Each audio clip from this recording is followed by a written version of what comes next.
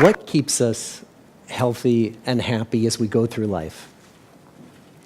If you were going to invest now in your future best self, where would you put your time and your energy? There are lots of answers out there. We're bombarded with images of what's most important in life.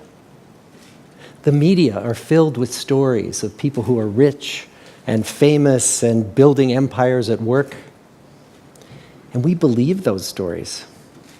There was a recent survey of millennials asking them what their most important life goals were. And over 80% said that a major life goal for them was to get rich. And another 50% of those same young adults said that another major life goal was to become famous. And we're constantly told to lean into work, to push harder and achieve more. We're given the impression that these are the things that we need to go after in order to have a good life. But is that true? Is that really what keeps people happy as they go through life? Pictures of entire lives, of the choices that people make and how those choices work out for them, those pictures are almost impossible to get. Most of what we know about human life, we know from asking people to remember the past. And as we know, hindsight is anything but 20/20. We forget vast amounts of what happens to us in life, and sometimes memory is downright creative. Mark Twain understood this. He's quoted as saying, "Some of the worst things in my life never happened." And research shows us that we actually remember the past more positively as we get older. I'm reminded of a bumper sticker that says, "It's never too late to have a happy childhood." But what if we could watch entire lives as they unfold through time? What if we could study people from the time that they were teenagers all the way into old age to see what really keeps people happy and healthy? We did that. The Harvard study of adult development may be the longest study of adult life that's ever been done. For 75 years, we've tracked the lives of 724 men. Year after year, asking about their work, their home lives, their health, and of course, asking all along the way without knowing how their life stories were going to turn out. Studies like this are exceedingly rare. Almost all projects of this kind fall apart within a decade because too many people drop out of the study, or funding for the research dries up, or the researchers get distracted, or they die, and nobody moves the ball further down the field. But through a combination of luck and the persistence of several generations of researchers, this study has survived. About 60 of our original 724 men are still alive, still participating in the study, most of them in their 90s. And we are now beginning to study the more than 2,000 children of these men. And I'm the fourth director of the study. Since 1938, we've tracked the lives of two groups of men. The first group started in the study when they were sophomores at Harvard College. They were from what Tom Brokaw has called the greatest generation. They all finished college during World War II, and then most went off to serve in the war. And the second group that we've followed was a group of boys from Boston's poorest neighborhoods. Boys who were chosen for the study specifically because they were from some of the most troubled and disadvantaged families in the Boston of the 1930s. Most lived in tenements, many without hot and cold running water. When they entered the study, all of these teenagers were interviewed, they were given medical exams. We went to their homes and we interviewed their parents. And then these teenagers grew up into adults who entered all walks of life. They became factory workers and lawyers and bricklayers and doctors. One president of the United States. Some developed alcoholism. A few developed schizophrenia. Some climbed the social ladder from the bottom all the way to the very top. And some made that journey in the opposite direction. The founders of this study would never in their wildest dreams have imagined that I would be standing here today, 75 years later, telling you that the study still continues. Every 2 years, our patient and dedicated research staff calls up our men and asks them if we can send them yet one more set of questions about their lives. Many of the inner city Boston men ask us, "Why do you keep wanting to study me? My life just isn't that interesting." The Harvard men never ask that question.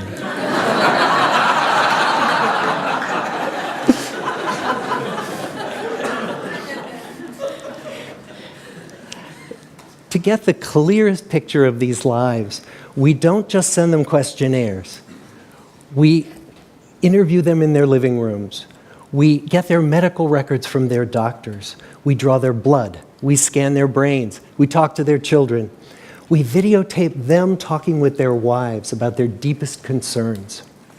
And when, about a decade ago, we finally asked the wives if they would join us as members of the study, many of the women said, "You know, it's about time."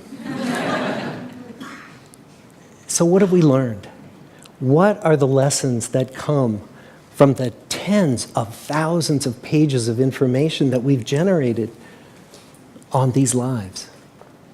Well, the lessons aren't about wealth or fame or working harder and harder. The clearest message that we get from this 75-year study is this: good relationships keep us happier and healthier, period. We've learned 3 big lessons about relationships.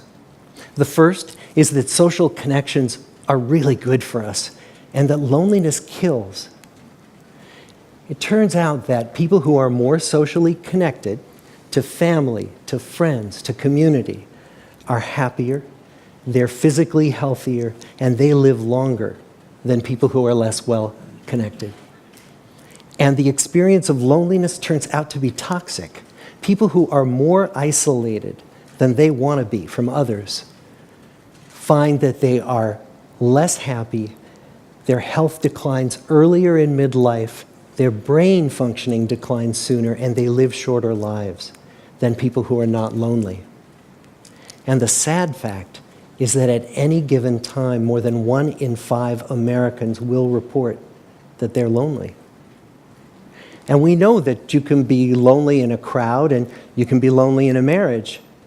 So the second big lesson that we learned is that it's not just the number of friends you have, and it's not whether or not you're in a committed relationship, but it's the quality of your close relationships that matters. It turns out that living in the midst of conflict is really bad for our health. High conflict marriages, for example, without much affection, turn out to be very bad for our health, perhaps worse than getting divorced. And living in the midst of good, warm relationships is protective. Once we had followed our men all the way into their 80s, we wanted to look back at them at midlife and to see if we could predict who was going to grow into a happy, healthy octogenarian and who wasn't. And when we gathered together everything we knew about them at age 50, it wasn't their middle-aged cholesterol levels that predicted how they were going to grow old. It was how satisfied they were in their relationships. The people who were the most satisfied in their relationships at age 50 were the healthiest at age 80.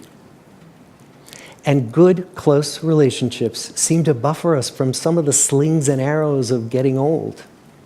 Our most happily partnered men and women reported in their 80s that on the days when they had more physical pain, their moods stayed just as happy. But the people who were in unhappy relationships, on the days when they reported more physical pain, it was magnified by more emotional pain. And the third big lesson that we learn about relationships and our health is that good relationships don't just protect our bodies, they protect our brains. It turns out that being in a securely attached relationship to another person in your 80s is protective. That the people who are in relationships where they really feel they can count on the other person in times of need, those people's memories stay sharper longer. And the people in relationships where they feel they really can't count on the other one, those are the people who experience earlier memory decline. And those good relationships, they don't have to be smooth all the time. Some of our octogenarian couples could bicker with each other day in and day out. But as long as they felt that they could really count on the other when the going got tough, those arguments didn't take a toll on their memories. So, this message that good, close relationships are good for our health and well-being, this is wisdom that's as old as the hills. It's your grandmother's advice and your pastor's. Why is this so hard to get? For example, with respect to wealth, we know that once your basic material needs are met, wealth doesn't do it. If you go from making $75,000 a year to $75 million, we know that your health and your happiness will change very little, if at all. When it comes to fame, the constant media intrusion and the lack of privacy make most famous people significantly less healthy. It certainly doesn't keep them happier. And as for working harder and harder, there is that truism that nobody on their deathbed ever wished they had spent more time at the office. Why is this so hard to get and so easy to ignore? Well, we're human. What we'd really like is a quick fix, something we can get that'll make our lives good and keep them that way. Relationships are messy and they're complicated, and the hard work of tending to family and friends, that's not sexy or glamorous. It's also lifelong. It never ends. The people in our 75-year study who were the happiest in retirement were the people who had actively worked to replace workmates with new playmates. Just like the millennials in that recent survey, many of our men, when they were starting out as young adults, really believed that fame and wealth and high achievement were what they needed to go after to have a good life.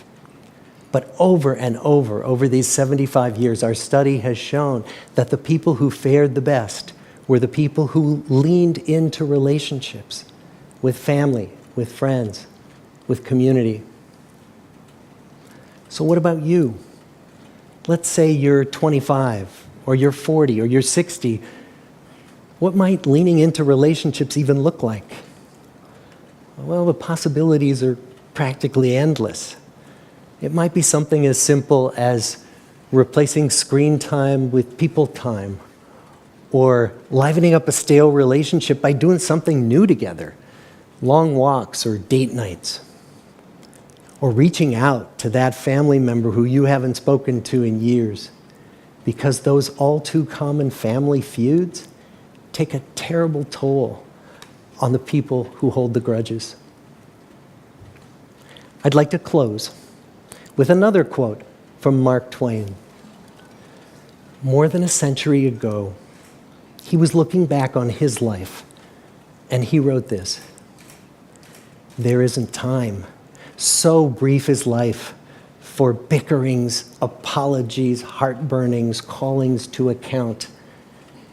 There is only time for loving, and but an instant, so to speak, for that. The good life is built with good relationships, and that's an idea worth spreading." Thank you.